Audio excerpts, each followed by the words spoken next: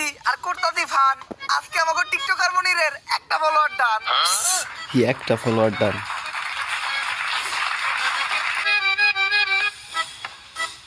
আলহামদুলিল্লাহ আমাকে টিকটকার মনিরের একটা ফলোয়ার ডান হিসেবে আমাকে এই মিলন মেলা সফল হইলো। মিলন মেলা মিলন মেলা সফল হলো কেমনে? আমাকে সবার কাছ থেকে চাঁদা উঠাইছেন 1200 টাকা করে। সবাইরে নাকি একটা করে গেঞ্জি দিবেন, ভালো রিসোর্টে নিয়ে যাবেন, আবার সুইমিং পুলে গোসলও করাবেন, সবশেষে সবাইরে নাকি একটা করে প্রাইজও দিবেন। এইগুলা তো কিছুই করলেন না, আর উল্টা রিসোর্টের কথা কয়ে আমাকে সবাইরে নিয়েছেন এই ভূতের বাড়িতে। ভূতের বাড়িতে মানে এটা থাম্বনেল হিসেবে মানে গোস্ট কিছু হইব। করস টিকটক আবার রিসোর্টের রিসোর্টের যে ভাড়া তাই অল্প টাকার ভিতরে এই জায়গায় নিয়েছি। বুঝছি গুরু, আপনি টেহা বাসিয়া কক্সবাজারে নীলারে ভাও করবেন। নীলা নীলা কক্সবাজারের মানে কিছু একটা হইব কক্সবাজারে। তো তোমরা কমেন্ট করো, আমি চিনি না আই থিঙ্ক আর কি চিনি না আমি নীলা আছি তা। হাপ, সব জায়গায় সত্য কথা কইতা না। আই তাইলে আমাকে এই মিলন মেলা উপলক্ষে আমরা সবাই মিলে একটা টিকটক ভিডিও বানাই লাই। আই যা তুই ক্যামেরা ধর। ক্যামেরাম্যানটা শেষ। মিলন মেলা করতাছি আমরা সবাই একসাথে মিলা, আসতাছি আমরা কক্সবাজার। রেডি থেকো তুমি নীলা। আসতেছি কক্সবাজার, রেডি থেকো তুমি নীলা। বা মজার শায়রি শায়রি ভাই আরেকবার লন, আমি মনের বলে ক্যামেরা স্টার্ট দিই। দেখ সবাই কাম লাগে জীবনের প্রথম এক সানসে ডায়লগ দিয়ে লাইছিলাম, এখন আবার কইতে হইব।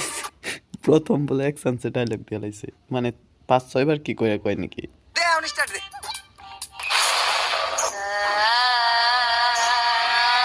এটা মানে ভূত নাকি? ভূতটা তো সেই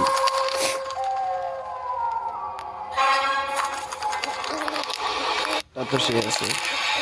গলা দেখি রক্ত পড়তেছে।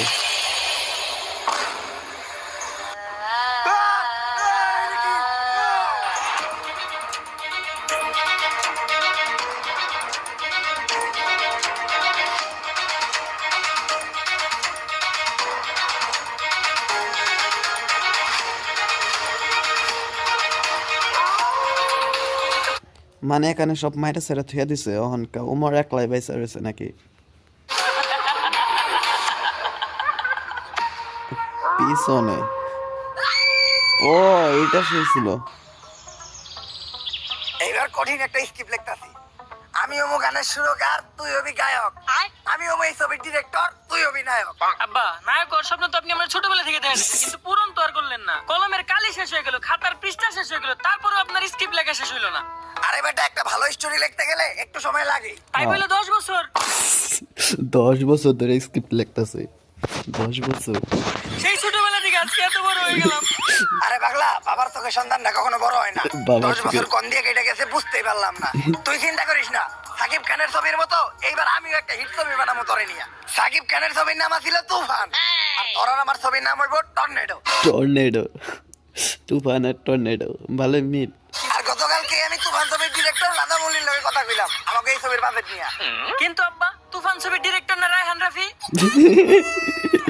ইন্ডাস্ট্রিতে বড় নায়ক হইতে চাইলে কোনো ডিরেক্টর উপরে দিয়ে কথা কওয়া যাবে। ডিরেক্টরের উপরে দিয়ে কথা কওয়া যাবো না, বলেছো কি আর উপর দিয়ে কথা কওয়া যাবে না। আব্বা, আব্বা আপনি যেটা কইছেন ওইটাই ঠিক। এই তো লাইনে আইছস, ডিরেক্টর উপরে দিয়ে কথা কইলে ঠেলা দিয়ে তোর ক্যারিয়ারে খেলা শেষ করে দিব।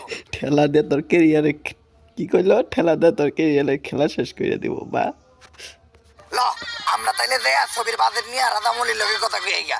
নায়িকা কিন্তু আমি করা নেমু, তুমি কি আসার আমাদের স্টাইলটা ঠিক আছে। ও এটা হলো ডিরেক্টর রাধা মৌলির বাড়ি। রাধা মৌলি আমার অনেক ভালো বন্ধু, আমি আরো এক লগে ছবির স্ক্রিপ্ট লিখতাম। ভাগ্যের পরিহাসে আজকে হয়ে গেছে অনেক বড় ডিরেক্টর। আর তোর মারে বিয়ে করার পর আমি হয়ে গেছি তোর মতো একটা নাটকের পোলার বাপ। এটা মানে গ্রামের মানে বহুত ইয়ে ডায়লগ, মানে পুরো এটা তো পুরো আঙ্গ গ্রামের ডায়লগ একটা। অনেকদিন পর দুই বন্ধু এক লগে মিলিত হবো। কুলাকুলি খেলা খেলে অনেক কিছু হইব, অনেক গোপন গোপন পার্সোনাল কথা হইব যেগুলো তোর সামনে কওয়া দেব না। আজকে প্রমাণ পাবি যে তোর বাপে কি। তুই এই জায়গায় খেলা, আমি দামু আর এই স্ক্রিপ্টটা দে আমু। 1 মিনিটে ছবির বাজেট পাস করে নিয়ে আমু, তারপর দুইজন মিলে একটা হিট ছবি বানামু।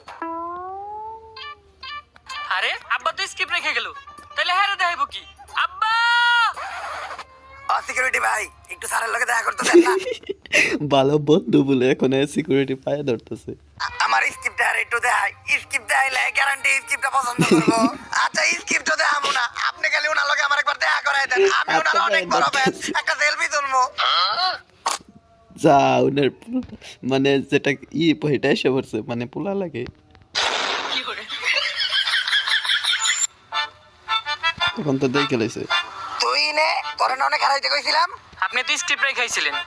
আরে বেটা ক্লোজ ভাই ব্রাদার আমার স্ক্রিপ্ট লাগবো না, তুই কখন থেকে এনে দাঁড়ায় আসস?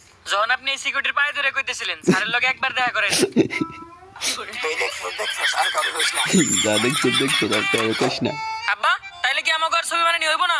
ছবি তো আমি বানামো রে, কিন্তু চিন্তা করতেছি কেমনে বানামো, বাজেট নাই, নায়কের চেহারাও ভালো না, বুদ্ধি একটা পাইছি। এইবার আমরা নায়ক তো নাকি বানাবে তো নায়কের চেহারা বলে ভালো না ভূতের ছবি বানাবো। ভূতের ছবি বানাইলে অন্তত আমার মেকআপ ম্যানের খরচটা পাইতে যাইবো, কারণ তোর যে চেহারা নতুন করে আপলোড সাজানো লাগবে না। আর ভূতের ছবি বানাইতে গেলে লোকেশন নিয়ে কোনো চিন্তা নাই, ভাঙাচোরা একটা বাড়ি আর একটু জঙ্গল জঙ্গলে। জঙ্গল এখন ভাবতাছি আমি এই ভূতের ছবিটার নাম দিমু তুফানের রাইতে ভূত। তুফানের রাইতে গ্যারান্টি অস্কার পাইবো ছবিটা। ল, ছবির কাম শুরু করি। ছবির নামটা সেই আসল মানে তুফানের রাইতে ভূত কিরে ইদানিং দেখতেছি তুই মোবাইল চালাই না, যেটা দিয়ে তুই ট্রেড করতেও পারবি, তুই টাকা উইথড্র, আর এখানে মার্কেট থেকে আমাকে তুফানের রাইতে ভূত ছবির লেগা একেবারে পারফেক্ট একটা লোকেশন সিলেক্ট করছি, সেরা লোকেশন। লোকেশনের লেগেই 10-12টা অস্কার আমাকে মুহে তুই আমার ছবির প্রথম সিনে নায়কের কোন পুকুরে অনেক টাকি মাছ ছাড়তে ইচ্ছা করবো, তার লেগা নায়ক নায়িকারে নিয়ে এই পরিত্যক্ত বাড়িটাতে আইবো। আব্বা নায়ক এই বাড়ির ভিতর পুকুরে মাছ ছাড়বো কেমনে? ওইটা তুই বুঝবি না, ওইটা লিজেন্ডরা বুঝবো। ওইটা তুই বুঝবি না ওইটা লিজেন্ডরা বুঝো তো লিজেন্ডরা কমেন্টে জানাও তারপর যখনই নায়ক নায়িকারে নিয়ে এই জায়গা দিয়ে যাইবো, তখনই আমাকে পিছনের জানলাটা দিয়া কুত্তা খাইবো, সেই হইব না সিনটা। হব্বা ভূত তো তাকাই আছে এখন খালি তাড়াতাড়ি আমাকে ছবির কাজটা শুরু করতে হইব। কিন্তু আব্বা এই জায়গায় নিয়ে তো অনেক কথা শুনছিলাম, এই জায়গায় যারা ছবি তুলে বা ভিডিও করে তারা নাকি কখনো বাইসা ফিরে না। আর এগুলা পুরাপুরি গুজব, আর আমার বলা হইয়া তুই সামান্য এই গুজবে বিশ্বাস করে ভয় পাইতাছস, হইলে আমার মতো হবি। ভূত তো দূরের কথা, আমি এই দুনিয়ার কাউরে দেখে ভয় পাই না। ভূত তো দূরের কথা এই দুনিয়া বলে কাউরা দেখে ভয় পায় না আব্বা ওই যে আম্মা আইতাছে। কি কস? কই কাউরা দেখে ভয় পায় না তোর মাই কই? ওরে বাবা, আমার এই ডাইনের থেকে বাঁচা। ভয় পান কি পান না ওটা তো দেখাই যাইতাছে। আরে আমি তো কইতে চাইছিলাম তোর মারে তারা কাউরে দেখে ডরাই না। তা এত সুন্দর লোকেশনে যেও চাইছি, তো এই লোকেশনে আমরা কয়েকটা ছবি তুলি।